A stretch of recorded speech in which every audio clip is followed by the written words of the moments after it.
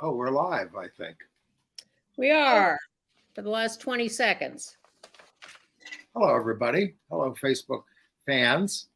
Hey, there's a big class action settlement for those of us who've been on Facebook sometime in the last 16 years. Yeah. They have a website about it, and you can go to it and you put in your claim.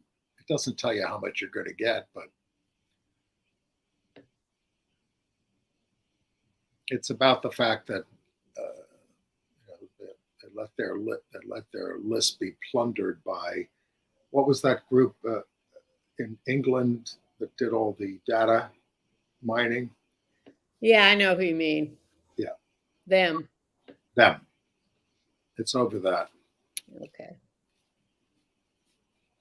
So check it out. Just Google Facebook class action settlement.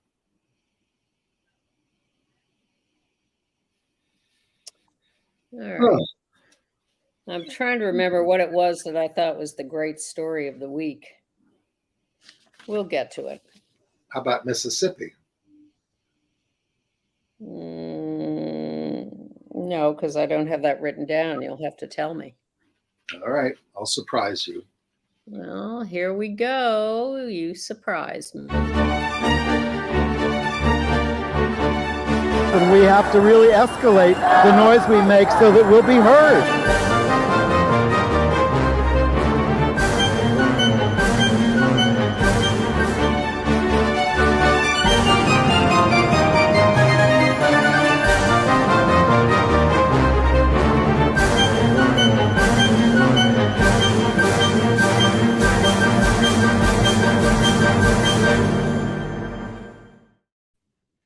Welcome to Gay USA. I'm Andy Hum. And I'm Ann Northrup, and we're switching back and forth, I see. I think I have to make the font bigger on the print on my computer so I don't have to keep staring at it like that. Right. Okay. Maybe you'll teach me how. Well, okay. But not right this minute.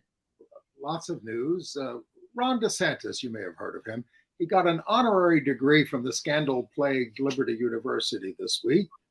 Banned abortion after 6 weeks and vows more revenge on Disney. Busy week, but not necessarily productive in the end. Donald Trump Jr. Is calling on the GOP to stop boycotting Budweiser beer over its alliance with a trans influencer. The Republican Attorney General of Missouri severely restricted gender-affirming care for minors and adults. And we have other stories like that from around the country, but also some progress in Colorado and Washington State.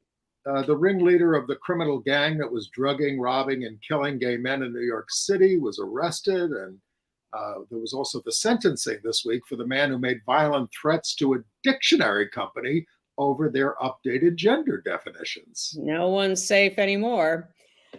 President Biden picked a gay man and a gay icon to head his arts commission.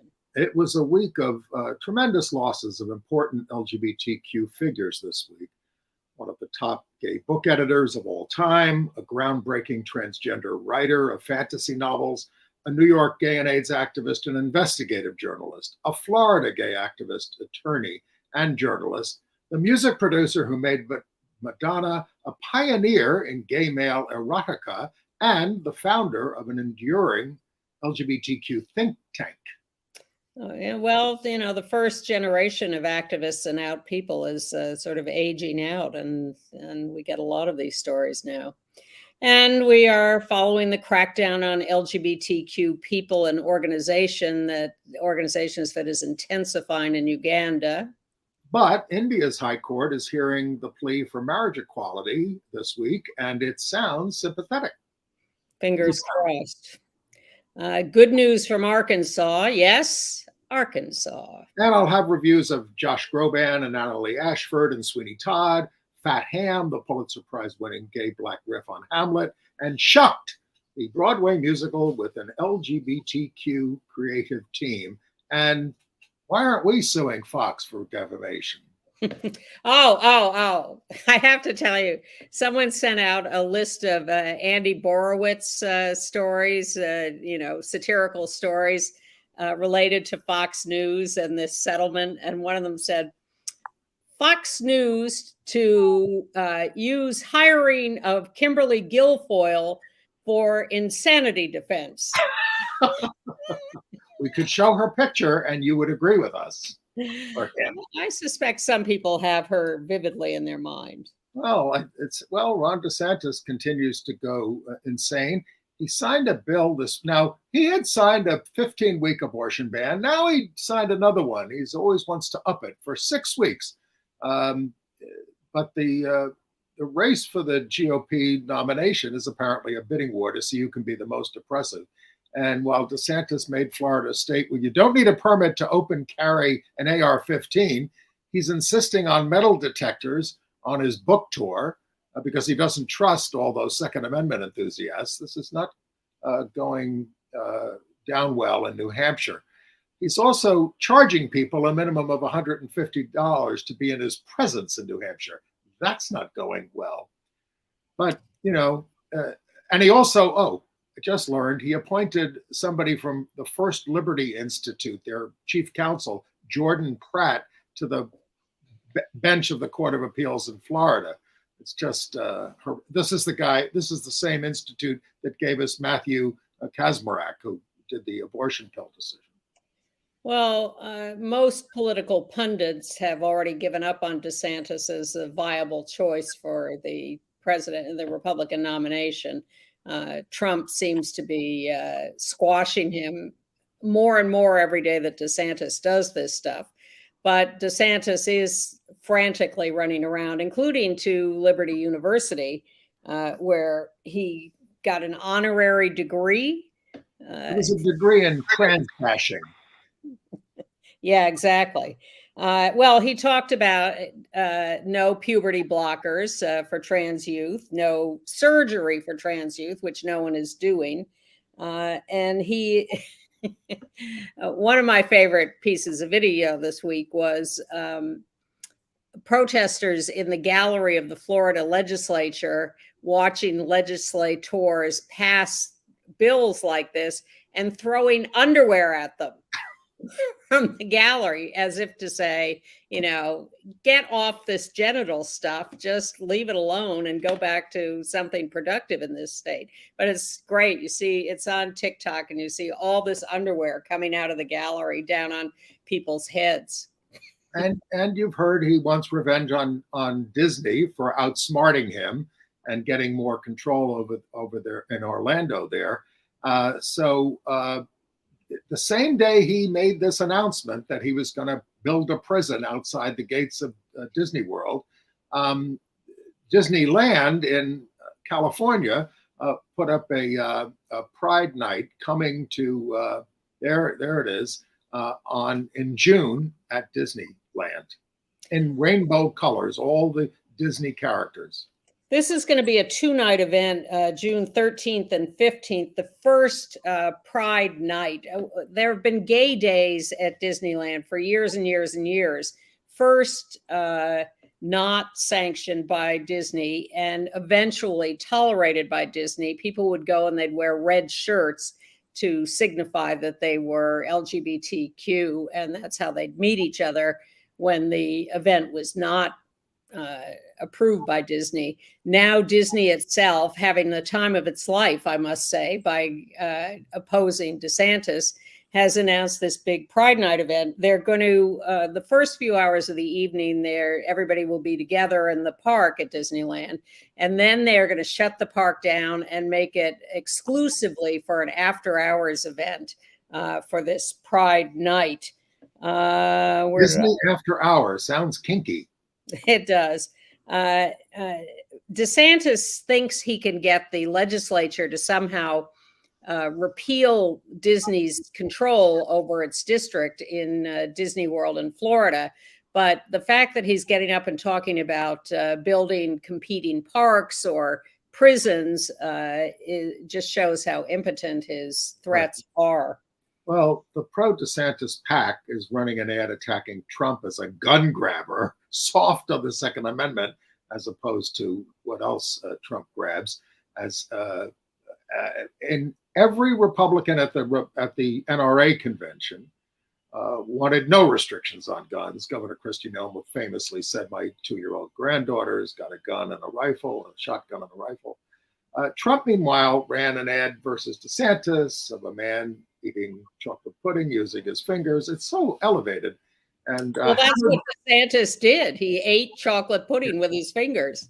And hammered home the point that DeSantis has his fingers in getting your Social Security and your Medicare. Nice.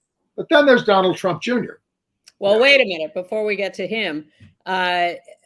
Florida is fighting back, and Equality Florida and other LGBTQ organizations in Florida are staging a big event this Friday, a big walkout across the state.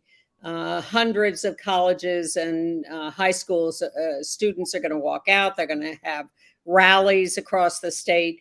And if you want to be part of this in Florida or learn more about it and support it from out of state, you can go to their website on this, walkout2learn.org, walkout2learn.org. There are rallies walkouts all over the state, rallies already in 6 cities, probably growing to more. And they have written an online African-American history lesson or series of lessons that are available online because DeSantis, of course, is getting rid of them in all the schools and getting rid of all the books. So there is a big counter movement in Florida, and you can support it and get involved by going to walkout2learn.org. So we've been reporting on the right-wing boycott of Budweiser because they had a relationship, a partnership with trans influencer Dylan Mulvaney, who has 10.8 million followers. But Donald Trump Jr., who's never shy about making baseless attacks, says conservatives have a tendency to shoot first and aim second, which has been a theme in this country this week about shooting first and asking questions later. He said execs at Budweiser were unaware of the partnership. And besides, their corporate political giving favors Republicans 60-40. So watch out, Donnie. The forces that you've unleashed will be coming after you as a pedophile supporter if you don't. And, this whole business of cancellation by the right wing has been going on for years. There was a story in The Nation this week about Bob Hope getting canceled after he came out for gun control and for gay rights. I didn't know he had a lesbian daughter who worked with him. Maybe you did. Oh, you're way late. Linda Hope has been talked about as a lesbian for decades. Right. And so, the White House under Ronald Reagan started to ice him out. And he was such a Republican favorite in many ways. And he couldn't get an appointment with the president anymore. But sometimes he made anti-gay jokes in his routine. And when he did one, GLAAD took him on, and he responded by making a PSA that we ran on this program for many years. Here it is. I'm proud to live in this great free country, and I'm proud of our commitment to free speech, and I'm proud of our country's commitment to protecting the rights of its citizens to work and live free from bigotry and violence. That's why I was amazed to discover that many people die each year in anti-gay attacks, and thousands more are left scarred emotionally and physically. Bigotry has no place in this great nation, and violence has no place in this world, but it happens. Prejudice hurts, kills. Please don't be a part of it. They're here. Maybe we ought to start running that regularly again, and so should other stations. It's very contemporary.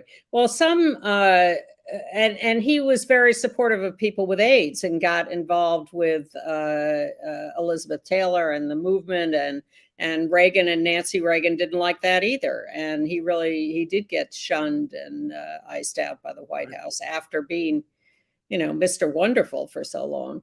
But people are, in addition to Donald Trump Jr., others in the GOP have decided to call off the Budweiser boycott because they support, Budweiser does finance all these right-wing candidates, as do many, many, many corporations that claim to be our friends. The GOP is backing down from the Budweiser boycott. And Llano, Texas, has decided that it will not close its libraries after all. So, there's a little pushback is working. Right. We should say, I mean, a judge ordered them to restore just 12 banned books, and they were ready to just shut down all the libraries. And they backed off that. This is a county where Trump won 80% of the vote. But it was the citizens of Llano objecting to the idea of shutting down the libraries that got them to back off. So those 80% may have voted for Trump, but they know they need libraries in their town. Let's go to Missouri, or maybe not go to Missouri. The Republican Attorney General there, Andrew Bailey, we have a picture of him, has unilaterally issued an emergency regulation using some kind of a consumer protection law to require that minors who have to undergo years of mental health education before they can access gender-affirming care, calling the treatments fraudulent and unlawful and experimental. Doctors have to show the minor has persistent gender dysphoria for 3 years and therapy for 18 months. Now, Lambda and the ACLU are critical and may sue, and the legislature is poised to ban such care anyway and require youth to detransition if they've transitioned. The cruelty doesn't end, and it turns out the emergency rule applies to all, not just minors. Yeah, no, he's going after everybody. I would like to think this is a tsunami that is hitting but is going to disappear in the foreseeable future. But I am sometimes too optimistic. Montana, the legislature passed a bill that medical practitioners can refuse all medical help to anyone they want on the grounds that they have a religious objection. Doctors, pharmacists, nurses, hospitals, anybody can just reject anybody for those religious reasons. And Arkansas passed a law that pharmacists specifically can, oh wait, this is good news. Let's not get to that yet. Save that, never mind. Well, there are like almost 500 of these anti-LGBTQ bills, most of them anti-trans, and go to the ACLU.org and check it out, what's going on in your state. And as they are in Florida, fight them. All right, let me give you the list of some good ones. There was a bill proposed in Florida to ban the flying of pride flags. That has died. The ACLU and the Gilbert Baker Foundation are conducting a campaign all across the nation called Save the Rainbow to fight these proposed laws in states everywhere. And they're, as you see, having a little success. And in Colorado, Governor Jared Polis signed 3 bills supporting healthcare rights, making the state a safe haven for those seeking abortions or gender-affirming care.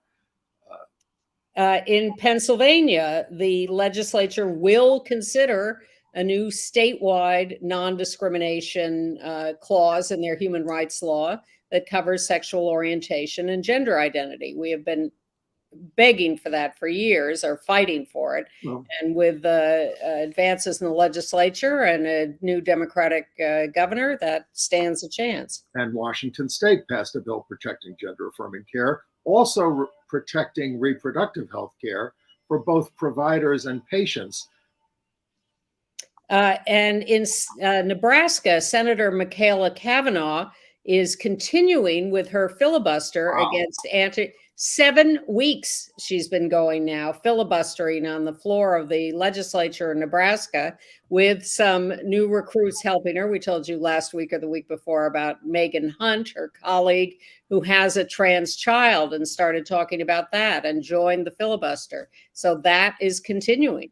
And they can't get anything done. She's filibustering every bill. She's saying, I'm just not going to stand for it. No.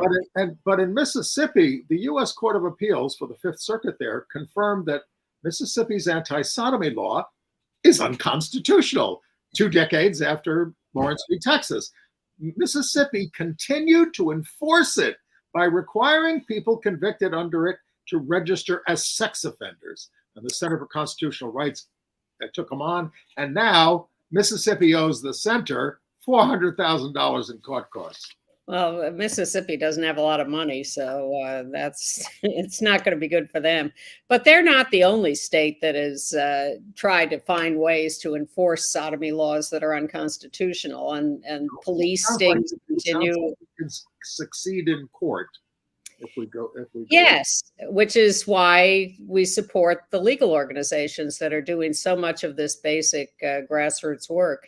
And in Arkansas, now we can tell the good news, the legislature of Arkansas passed a bill that pharmacists can prescribe HIV PrEP and PEP medications, pre-exposure prophylaxis and post-exposure prophylaxis, sort of a morning after pill if you've had unprotected intercourse, or pre-exposure if you know you're going to have dangerous or risky sex. All right. President Biden has revived the President's Committee on the Arts and the Humanities. It was dissolved during the Trump administration because everybody resigned after Charlottesville, and he talked about white supremacists as very fine people. So the committee members, he appointed Lady Gaga and out gay movie producer Bruce Cohen as the co-chairs. It's also got George Clooney and Troy Hotzer and Jennifer Garner among those. Bruce Cohen produced films such as Milk, about Harvey Milk, American Beauty, To Wong Fu, Thanks for Everything, Julie Newmar, which was a drag queen road comedy. And on TV, he's the guy who produced When We Rise, the miniseries about the gay movement in San Francisco based on Cleve Jones's memoir. The committee's job is to advise the president on cultural policy. The White House also announced a special line on the National Crisis Hotline for LGBTQ youth. If you call the National Crisis Hotline, which is just 988, and then press 3, you will be connected directly to LGBTQ youth specialists who are trained in dealing with specific issues. So that's 988 and then press 3 on the National Crisis Hotline. Okay. I have a correction from last week. I said Ron Wyden was from Washington State. He's from, of course, from Oregon. And he does want the FDA to ignore the court ruling against abortion rules. Well, okay. And we're happy to see that Senator Tammy Baldwin is running for re-election in Wisconsin. Wisconsin's going to be an interesting state next year. But I don't know. Yeah, there's Tammy out happily campaigning for something. I can't read the signs. Maybe for herself. And then we can celebrate the re-election campaign of George Santos in New York, who officially announced he's running. I wasn't even going to mention it because no one is supporting him. No, but it'll be fun to watch.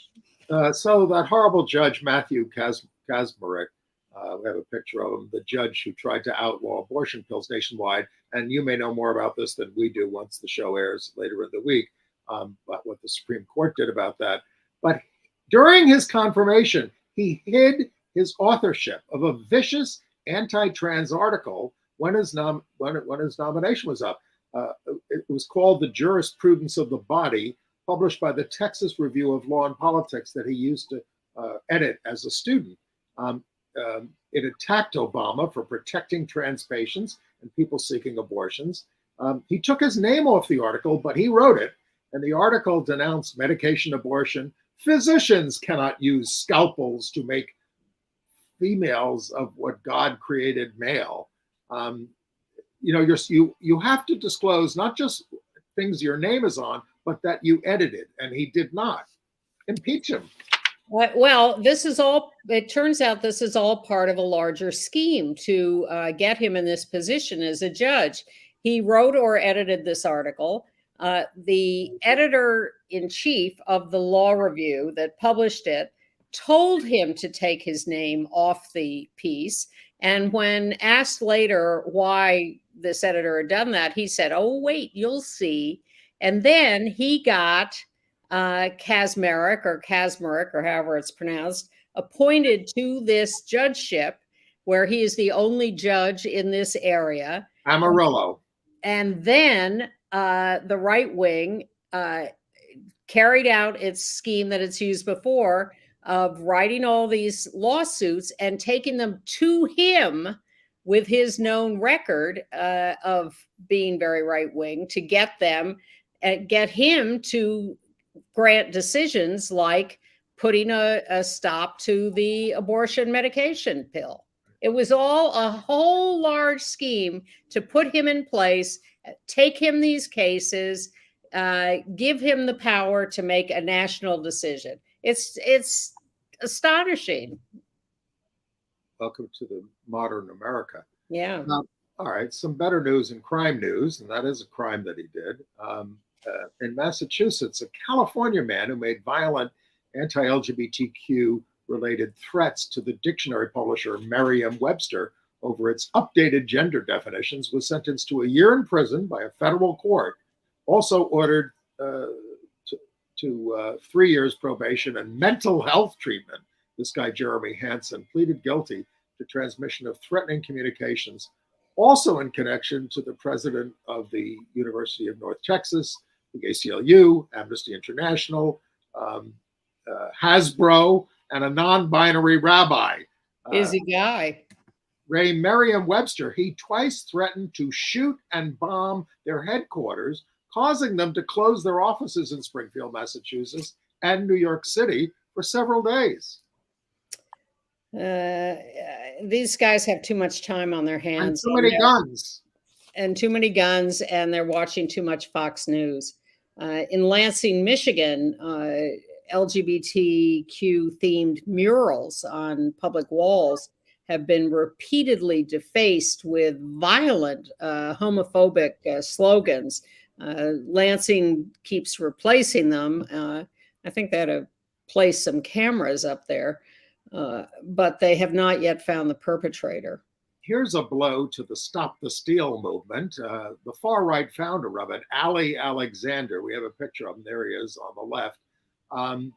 He is now accused by two men of coming on to them when they were teenage boys, asking for nude pics from a 17-year-old and pressuring a 15-year-old to have sex with him. Now, some of this exposure comes from, of all people, Milo. Alexander is buddies with the white supremacist anti-LGBTQ campaigner Nick Fuentes, the famous white supremacist who Trump had lunch with, who tried to cover for him. Alexander says, "I'm struggling with same-sex attraction," which has never been an excuse for sexual harassment. And now Marjorie Taylor Greene calls Alexander and Fuentes disgusting. Well, today's update was that Alexander has apologized for this, but in part because Milo Yiannopoulos is mad at him for using his name. So there's a lot of infighting going on at the dregs of the right-wing movement. And in New York City, go ahead. Now you're more on top of this than I am. So the third suspect in the drugging murders of gay men leaving bars was arrested. Jaquan Hamilton, 35, apprehended this week. His Confederates there, the other two, were arrested previously in the murders of Julio Ramirez and John Umberger. Police say Hamilton was the mastermind of the operation. The arrests were announced by Manhattan DA Alvin Bragg, joined by Mayor Adams and the police commissioner Keechant Sewell. And of course, you had Jim Jordan in New York trashing us over crime in New York. Well, we're on top of it. Go away.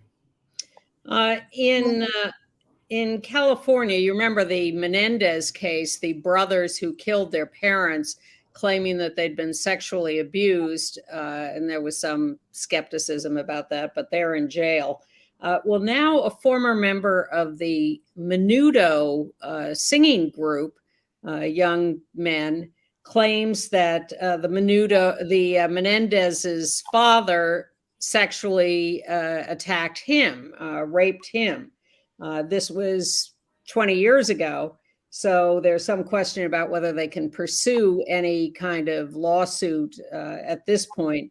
They're trying to get another trial, aren't they, for the? Yeah, and there's and this is all related now to a 3-part series about to air on Peacock called Menendez and Menudo, Boys Betrayed. All right. Some more positive news. Sure. Trans activist, journalist, and economist Imara Jones was named to the Time magazine's Time 100 list of the most influential people of 2023. She's also won Emmy and Peabody Awards for her work. She's the host of The Last Sip, a weekly half-hour news show focusing on millennials of color, especially women and LGBTQ people. And also some potential good news. In Virginia, the 4th U.S. Circuit Court of Appeals, sitting en banc, the entire court, has agreed to take up cases from North Carolina and West Virginia on whether government health plans can ban trans coverage or whether they are mandated to offer coverage for trans medical care. So that sort of looks like it might be a good thing. In more crime news, a Black trans woman, Ashley Burton, 37, was killed in Atlanta during a domestic dispute on April 11th. She was born in Augusta, South Carolina. She moved to Atlanta to pursue a career as a hairstylist and makeup artist, and was described as an important force in the industry. Also an accomplished cook and singer-pianist, she fled her assailant and sought help from neighbors, but had been mortally wounded. The assailant, last I heard, is at large. And in Lawton, Oklahoma, out gay Clay Stevens, possibly gender nonconforming, not entirely clear, shot dead by a sex partner in another violent attack. And by the way, the NRA convention was taking place last week, beginning of this week, whatever. All the Republican potential candidates showed up. Not one word about guns. All their speeches were about trans issues in the midst of all these shootings. Well, that, and at least in the case of Clay Stevens, by the way, they have a suspect who's wanted for first-degree murder. Yeah. Shot Clay in the face. A friend of the perpetrator said, he just wanted to beat up Clay, but he got out of control and shot him. Oh, thanks. In San Diego, California, a trans woman, Christina Frost, has been awarded $275,000 in compensation. She was incarcerated in a men's section of a prison for some minor offense. 3 guys jumped her, beat her up viciously, broke her jaw, and she has now received I should have talked about this earlier. It's the Children's Hour in Tennessee, and I'm not referring to the Republican antics in the legislature. There's a bill now to let students report professors who teach divisive concepts such as biases, white privilege, and racism, racism's role in slavery. It passed the House and the Senate. So there, it requires universities to allow any guest speaker, regardless of nonviolent political ideology or nonviolent political party affiliation. So you could have the Nazi Party, I guess, which ought to, if they're nonviolent now, I don't know. I don't think so. Anyway, they ought to ban the Republican Party because it's become quite the violent party. Would they welcome us as speakers? It's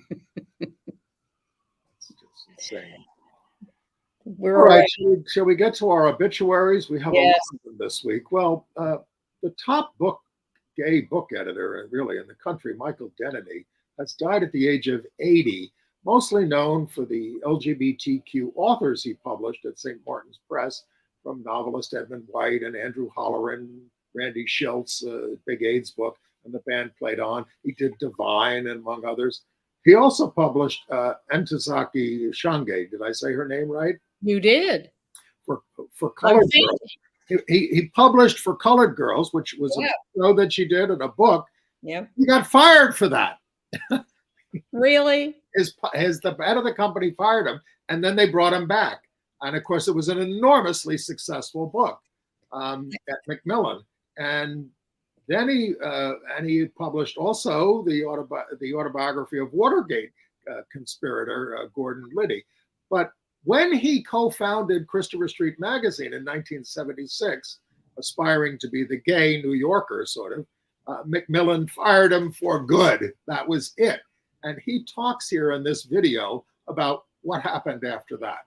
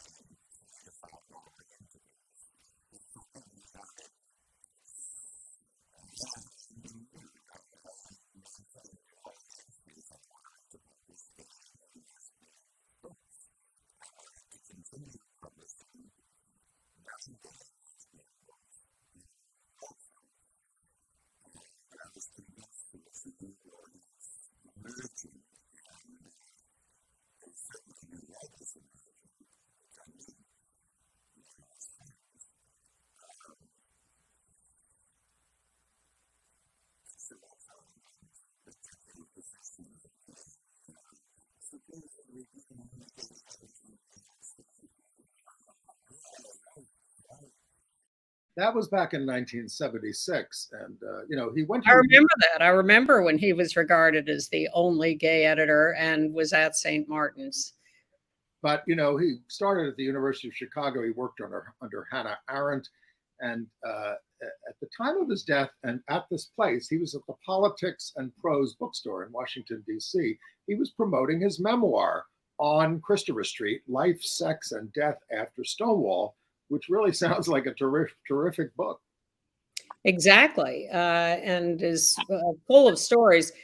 We are going to link to that entire interview at Politics and Prose in our weekly show note. So if you want access to that, go on our website, gayusatv.org, sign up, and you'll get our weekly show note, and in this case, a link to that whole interview. And then our old friend David Kirby died. I've known David for 40 years. He was 62 years old, a gay investigative journalist who'd been director of public information at AMFAR in the early 1990s. We have a picture of him there as a kid with Elizabeth Taylor, who he often accompanied to events. I knew him as a young politico in the 1980s as executive director of the Americans for Democratic Action and as an aide to City Council President Carol Bellamy and to David Dinkins' mayoral campaign. He wrote several books, controversially, Evidence of Harm, about whether vaccines caused autism. I wasn't fond of that one. I think that was a mistake. But he also wrote Death at SeaWorld, about the mistreatment of the animals there. When They Come For You, about how our civil liberties are being eroded. He wrote for The Advocate, Outweek, many mainstream magazines, as well as the New York Times. He was a war correspondent also. Complications from gastrointestinal surgery, survived by his husband, Carlos Jimeno. Really seminal guy. And then there is Seymour Stein, the creator, co-founder of Sire Records in LA. He died at 80. He was someone who really created the careers of Madonna. You see him there with Madonna and David Byrne. Thank you. I was going to say David, and then I lost the last name. The Ramones, the Pretenders. He was married to a woman for many years, but he realized he was attracted to men. And so he pursued that. Came out publicly in 2017. And then there's attorney Norm Kent, the co-founder of the South Florida Gay News, dead at 73 of pancreatic cancer. He was famous as a fighter for LGBTQ rights and legalized marijuana. We have a picture of him, and a popular radio talk show host. Originally from Brooklyn, grew up in Woodmere, Long Island, just like Harvey Milk, became an advocate for runaway and homeless youth after interviewing boys on the Fort Lauderdale Strip who were doing sex work. Eventually became partners with a guy named John Fugate, who he'd gotten off the streets. That relationship ended after 7 years. But as Kent's health declined in 2018, Fugate and his husband stepped in as caregivers. He defended countless gay men who were arrested for sex in restrooms and beaches. In his final column on March 30th, he wrote, "Keep on doing what is right. Remembering what is right is not always popular, and what is popular is not always right." Also involved in defending people on pot arrests, and was a baseball fanatic. All right. And then there's Rachel Pollack, who was a very famous trans activist, writer, and tarot expert. She had an amazing life. But among other things, she created the first trans superheroine for DC Comics. I love this name, Coagula. And look at Coagula's button there. Put a transsexual lesbian on the Supreme Court. And Rachel Pollack was a transsexual lesbian with her wife for 23 years.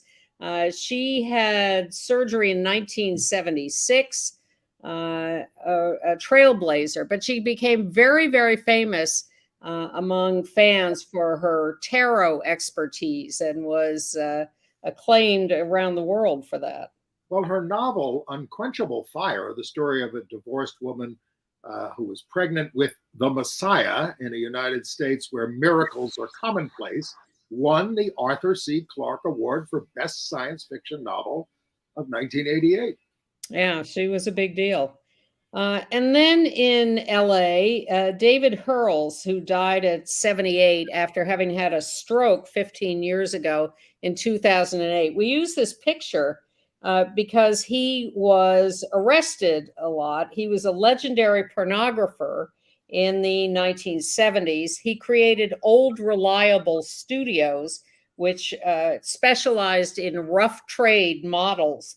His whole thrust was to not use sort of pretty boys, but he was attracted to criminal types, particularly straight male criminal types, who he used in his pornography. And he was quite a character. The Vice Squad was always going after him, planting drugs on him, that kind of stuff. It was awful. He did suffer for his art. His archives are at something called drummerarchives.com. Well, the Drummer magazine, wasn't that a famous magazine? So he would have been part of that. And Chuck Williams, who he founded an organization to do research on LGBTQ issues, which eventually came together with the Institute for Gay and Lesbian Strategic Studies, which had been started as a think tank to do that kind of research. I was part of that, and that was a response to the right wing having all these things like the American Enterprise Institute and the Heritage Foundation, which were just putting out reams and reams of lies and misinformation, claiming that it was good research for the right wing. And we said, we've been running this movement on anecdote. We need hard facts to be able to take to people. And so Chuck Williams sponsored the merger of those organizations and created the Williams Institute at the UCLA School of Law, putting $20 million into it. And it has become a really fundamentally important organization. His relationship with his partner, Stu Walters, started in 1967 and lasted for 56 years. Pre-Stonewall, as we like to say. Now, you spoke at the David Carter Memorial. Is there anything you want to tell us about? David Carter was, the guy who wrote the definitive book on Stonewall, and he died 3 years ago at the start of the COVID pandemic. And so they just had the memorial service at the Stonewall. His brother organized it. But what I learned about David, I knew him as an historian, and I certainly knew he had an activist bent. In Wisconsin, he played a major role in Madison, Wisconsin, gay stuff. He had a gay cable show long before us. And he was very involved with the passage of the 1982 statewide Wisconsin Gay and Lesbian Rights Bill, the first state in the nation to do it. So I didn't know all that about him, and I learned about it at his service. Good reason to go to memorials. All right, international news. Yeah, in Nepal, the Supreme Court has recognized same-sex marriage last month and asked the country's Ministry of Law and Justice to prepare an equal marriage law or amend existing laws to accommodate the principles of equal marriage. It came in the case of a Nepali national who married a German citizen of the same sex. And India's Supreme Court this week started its hearings on legalizing same-sex marriage. India is about to become the most populous nation in the world, overtaking China. It's almost unbelievable when you look at their relative size, but that makes India the biggest. And the Indian government testified against legalizing same-sex marriage, making the usual arguments about it should be done by the parliament, and we're a religious country and we don't want to do this. But the court, people are predicting that there's a good chance, not for sure, but a good chance that the court may, in fact, order the legalization of same-sex marriage. It's the same court that got rid of the sodomy laws there. So, yeah, they sounded very sympathetic in the arguments, which are going to go on for some time. Including acknowledging that gender exists along a spectrum. Yes. And these arguments are available on YouTube. They've been broadcast live from India, and they are available on YouTube in English if you want to watch them. Hungary, on the other hand, passed a bill encouraging people to report anonymously same-sex couples raising children. People who contest the constitutionally recognized role of marriage in the family, and those who contest children's rights to an identity appropriate to their sex at birth. Hungary, get them out of the EU. Yes, that would be nice. Well, in Lithuania, 3 same-sex couples are in court suing for marriage rights. So some hope there. FIFA, the governing body of soccer, what they call football, that forbade rainbow insignia on players at the Men's World Cup in Qatar, has been brushed back by women for their World Cup in Australia and New Zealand, which starts this summer on July 20th, insisting that the Visit Saudi tourism brand be dropped as a marquee sponsor of the event. The FIFA, bosses are grumbling about it, but they did it, and Australia and New Zealand demanded it. Well, you know that the women's soccer players are 1,000 times more radical than the men, and much more out about being lesbians or whatever. So thank you to them.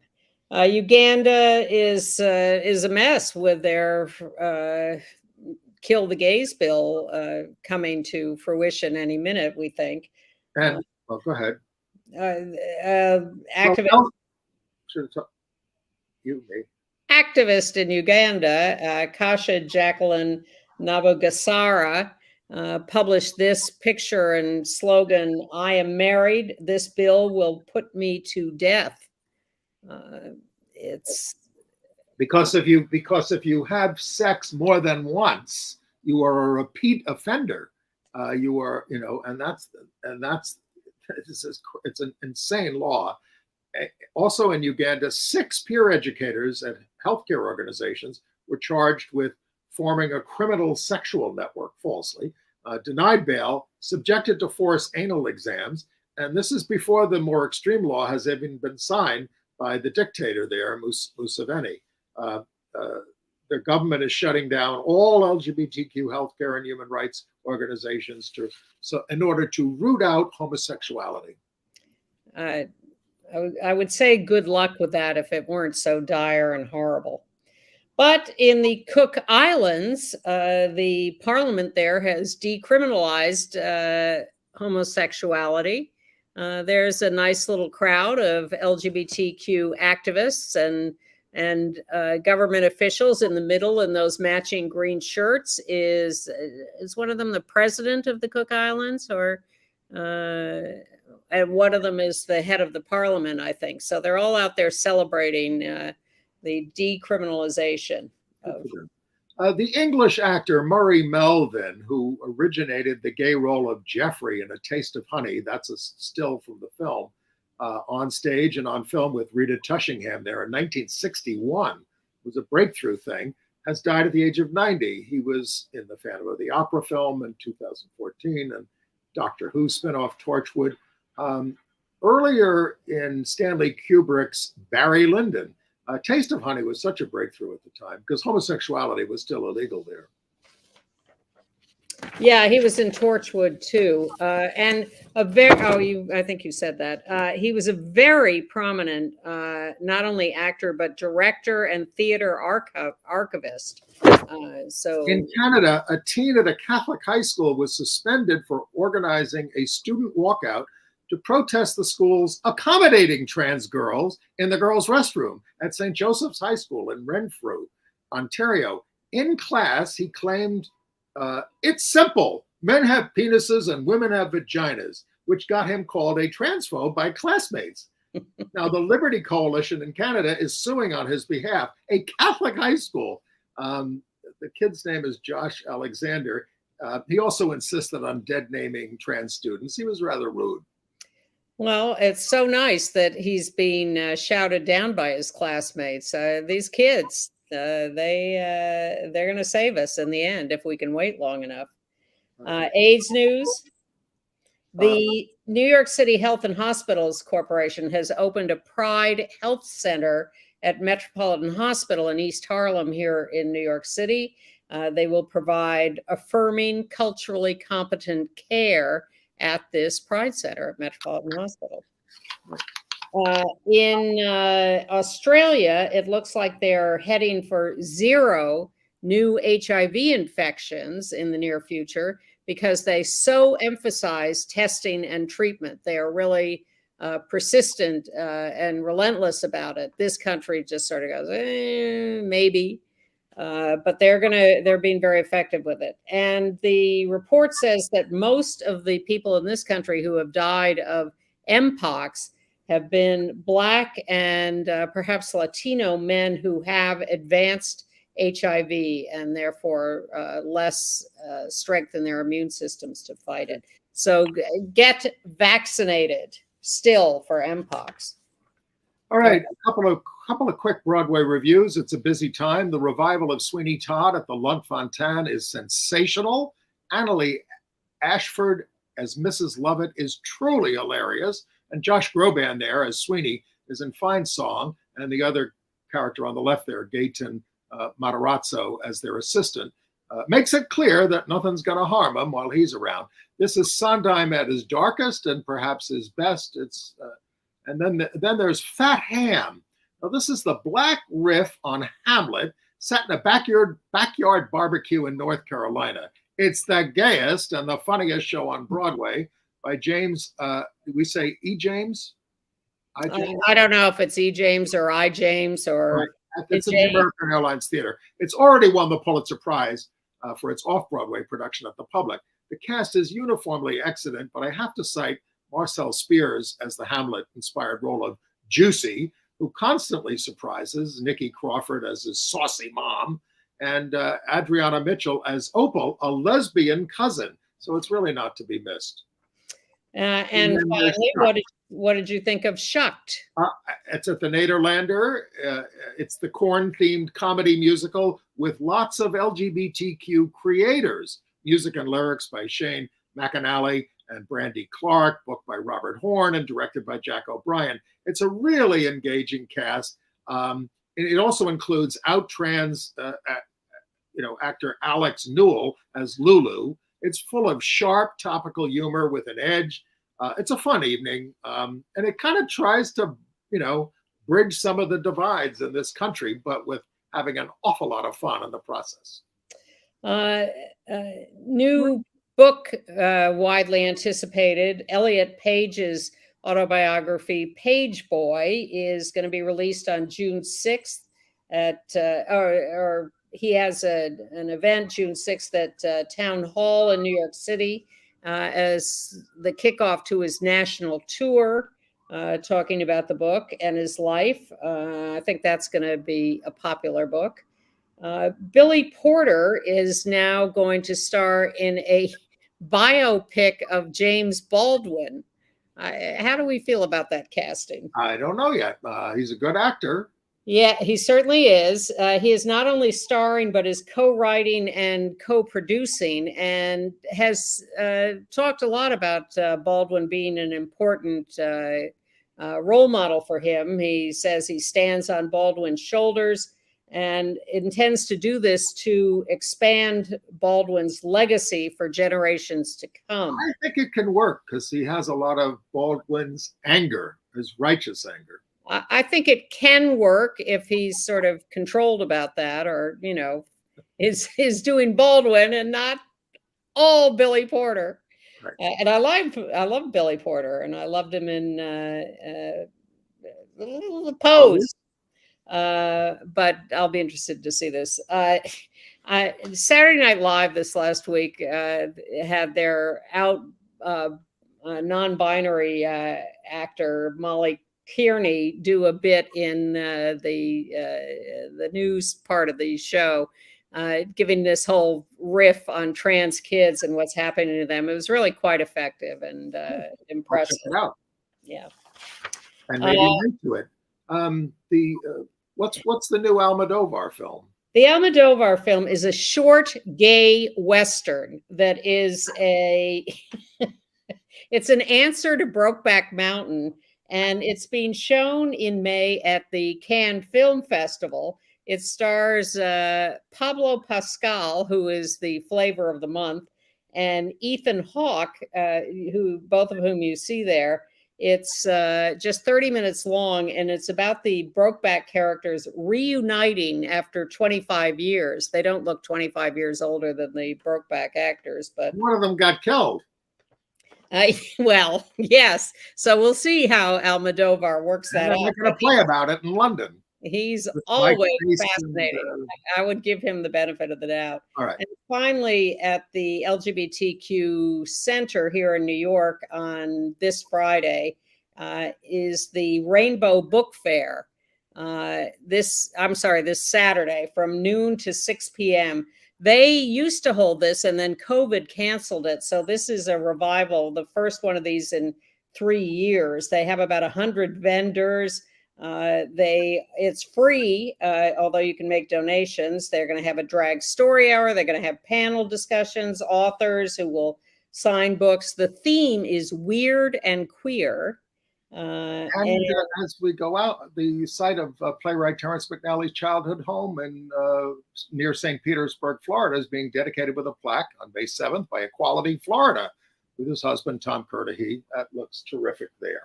Yes, it does. All right. I think we got to everything this week, but there'll be lots more next week, and we'll see you then. Bye-bye.